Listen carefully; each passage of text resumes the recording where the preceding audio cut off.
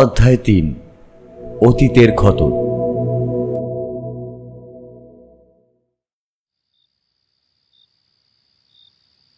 রাত তখন প্রায় 10:30। ঘরের জানালা দিয়ে বাইরে তাকিয়েছিল ঈশান। আকাশটা বেশ মেঘলা, হালকা বাতাস বইছে। একটা অজানা শূন্যতা ওর মনে বাসা বেঁধেছে।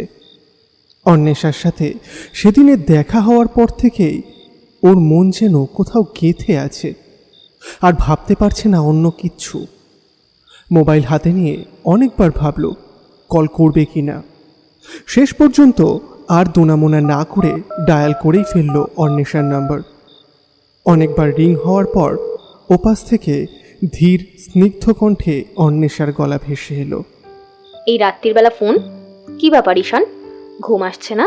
তোমার সাথে দেখা হওয়ার পর থেকে ঘুম যেন উধাও হয়ে গেছে। উফ, এতদিন তো খুঁজে বেড়ালে, পেয়েও যদি ঘুম হারিয়ে ফেলো তাহলে তো মুশকিল।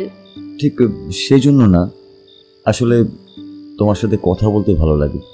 তোমার গলাটা কেমন যেন একটা জাদুর মতো কাজ করে মনে। ওপাশ থেকে কোনো উত্তর এলো না। কিছুক্ষণ নীরবতার পর ঈশান হঠাৎ শুনতে পেল অন্বেষা গুনগুন করছে। একজনে সুর তোলে এক তারে ওই মন, আরেকজনে মন্দিরাতে তাল তোলে ওই মন। একজনে সুর তোলে এক তারে ওই মন, আরেকজন মন্দিরাতে তাল তোলে ওই মন। বেসুরা সুর ধরে দেখো কুঞ্জনা কুঞ্জনা, বেসুরা সুর ধরে দেখো কুঞ্জনা কুঞ্জনা, তোমার ঘরে বসত করে কঞ্চনা। ঈশান কিছুক্ষণ চুপ করে শুনল। এটা সেই গান, যে গানটা সেদিনও গুনগুন করেছিল অন্বেষা। এবার ঈশানের মনে একটু খটকা লাগলো। ও একটু ধীরে বলল, আচ্ছা অন্বেষা, তুমি এই গানটাই বারবার কেন গাও? কেন, তোমার কোনো আপত্তি আছে? না, আমি এমনি জিজ্ঞাসা করলাম, প্লিজ রাগ করো না। আরে না না, রাগ করছি না, তবে গানটা আমার খুব পছন্দের। কিছু বিশেষ কারণও আছে। কি কারণ? সব কি একসাথে বলে দিতে হয়? একটু ধীরে ধীরে জানলেই তো পারো।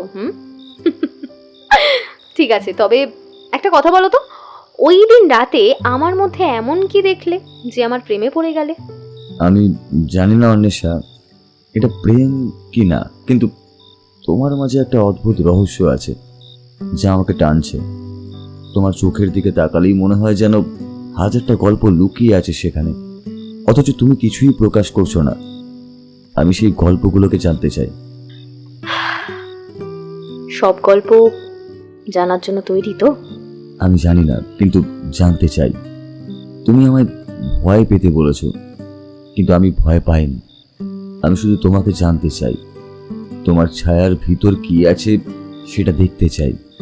হয়তো একদিন আমি সব বলে দেব, হয়তো একদিন সব জানতে পারবে, কিন্তু তার জন্য তোমাকে অপেক্ষা করতে হবে ঈশান।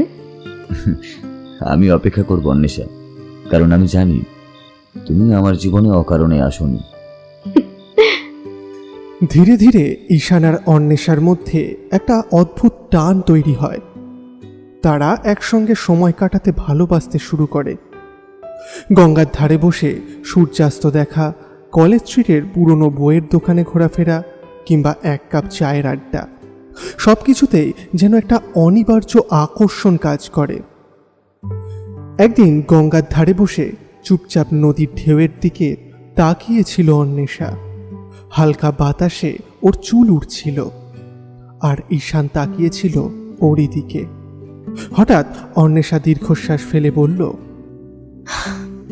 জানো, কখনো কখনো মনে হয় আমি যেন এই পৃথিবীর কেউ নই। আমার এখানে থাকার কোনো মানেই হয় না। এই রকম বলছো কেন? কি হয়েছে? অন্বেষা একটু হাসার চেষ্টা করলো, কিন্তু সেই হাসির মধ্যে বিষাদ মেশানো ছিল।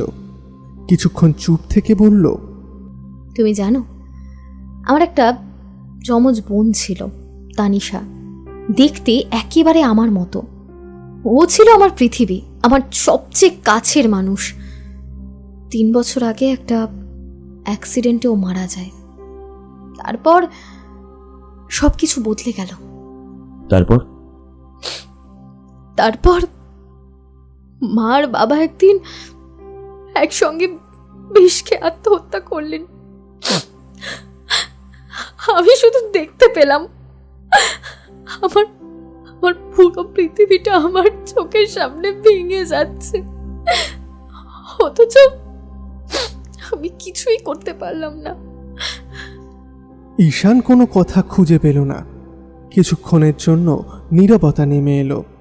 তারপর ঈশান আস্তে আস্তে বলল, আমি দুঃখিত অন্বেষা, সত্যি দুঃখিত। আমি জানি এই কথায় তোমার কোনো কষ্ট কমবে না, কিন্তু আমি তোমার পাশে আছি, আমি সত্যিই আছি।